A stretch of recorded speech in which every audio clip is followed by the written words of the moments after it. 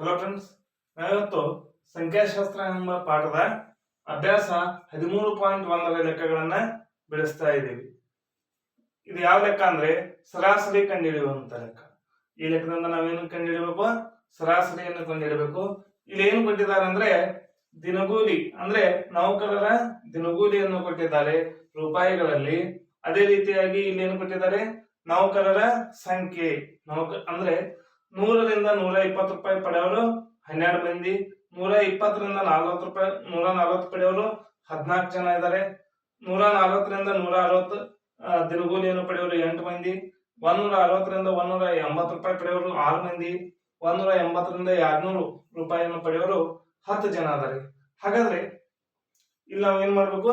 ಈ ಒಂದು ದತ್ತಾಂಶಗಳನ್ನು ಇಟ್ಕೊಂಡು ಸರಾಸರಿಯನ್ನ ನಾವೇನ್ ಮಾಡ್ಬೇಕಾಗಿದೆ? ಕಂಡುಹಿಡಿಯಬೇಕಾಗಿದೆ. ಹಾಗಾದ್ರೆ ಸರಾಸರಿ ಕಂಡುಹಿಡಿಯಲು ನಾವಿಲ್ಲಿ ಬಳಸುವಂತಹ ಒಂದು ವಿಧಾನ ಯಾವುದು ಅಂದ್ರೆ ನೇರ ವಿಧಾನ. ನೇರ ವಿಧಾನದ ಮೂಲಕ ನಾವು ಏನ್ ಮಾಡೋಣ ಇವತ್ತು? ಸರಾಸರಿ ಲೆಕ್ಕವನ್ನ ಕಂಡುಹಿಡಿಯೋಣ. ಹಾಗಾದ್ರೆ ಈಗ ನಾವು ಸರಾಸರಿ ಕಂಡುಹಿಡಿಯಬೇಕಂದ್ರೆ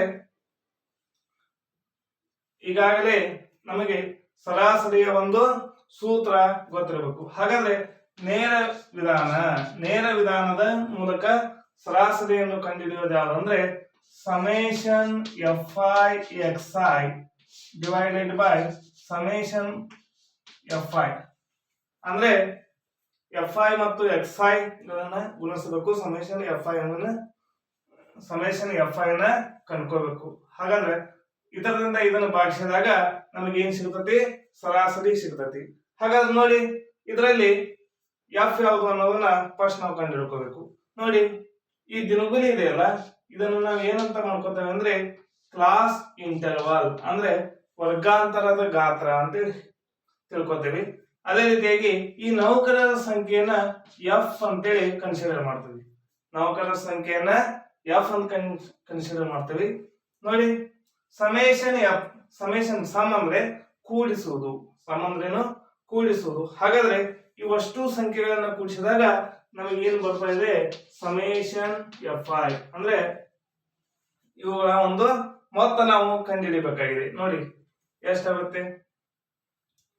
0 ಗಾಲ್ ಕೂಡಿಸಿದ್ರೆ 6, 6ಕ್ಕೆ 8 ಕೂಡಿಸಿದ್ರೆ 14, 14ಕ್ಕೆ 4 ಕೂಡಿಸಿದ್ರೆ 18, 18ಕ್ಕೆ 2 ಕೂಡಿಸಿದ್ರೆ 20 ಆಗುತ್ತಾ ಇದೆ.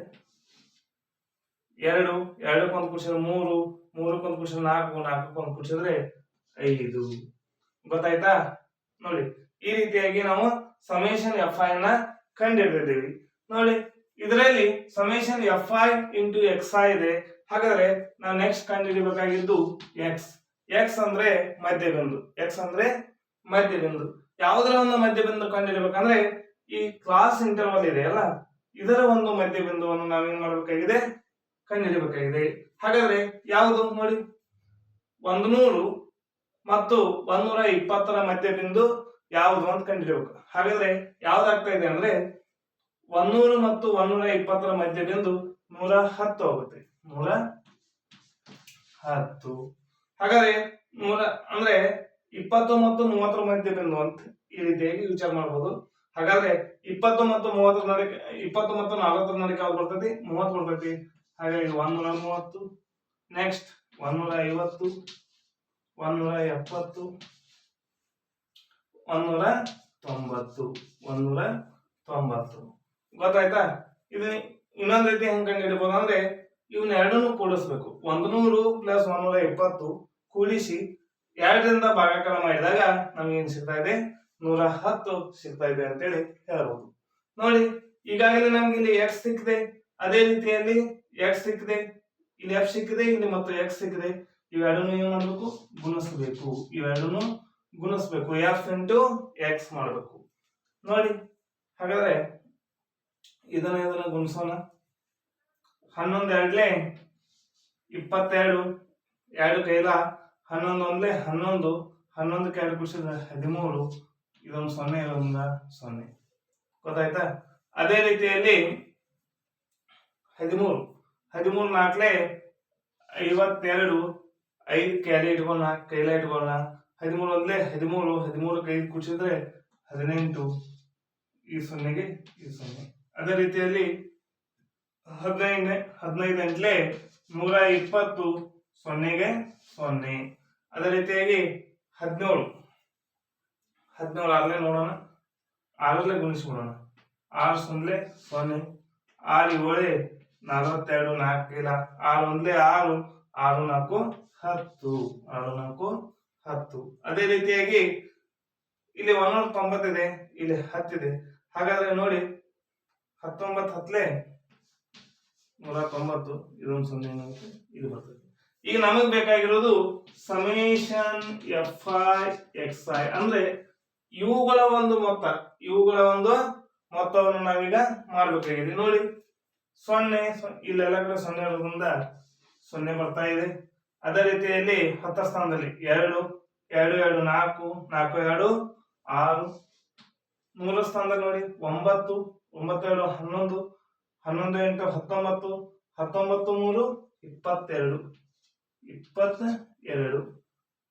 1 3 3 1 4 4 1 5 5 1 6 6 1 7. ಸಮೇಶನ್ FI ಎಷ್ಟು ಬಂತಂದ್ರೆ 7260. ಈಗ ಈ ಒಂದು ಸೂತ್ರದಲ್ಲಿ ಅವುಗಳನ್ನ ತುಂಬಿಡೋಣ. ನೋಡಿ ಸಮೇಶನ್ FI ಎಷ್ಟಿದೆ ಅಂದ್ರೆ 7260 ಆಗಿದೆ. ಅದೇ ರೀತಿಯಲ್ಲಿ ಸಮೇಶನ್ FI ಎಷ್ಟಾಗಿದೆ 50 ಆಗಿದೆ. 0 0 ಕ್ಯಾನ್ಸಲ್ ಆಗುತ್ತೆ. 0 0 ಏನಾಯ್ತು, ಕ್ಯಾನ್ಸಲ್ ಆಯ್ತು. ಇದರಿಂದ ಇದನ್ನ ಭಾಗಿಸ್ಬಿಡೋಣ. 5 1 5, 2 ಇತ್ತು 22 ಆಯ್ತು.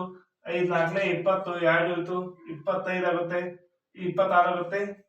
ಹಾಗಾದ್ರೆ 5 5 25, 1 ಉಳಿತು, ಅದು ಪಾಯಿಂಟ್ ಕೊಟ್ಟರೆ 10 ಆಗುತ್ತೆ. 5 2ನೇ. ಹಾಗಾದ್ರೆ ನಮಗೆ ಸರಾಸರಿ ಎಷ್ಟು ಬಂತು, 145.2. ಹಾಗಾದ್ರೆ ಈ ಲೆಕ್ಕದ ಒಂದು ಸರಾಸರಿಯನ್ನ ನಾವು ಈ ರೀತಿಯಾಗಿ ಕಂಡುಹಿಡಿದಿದ್ದೇವೆ.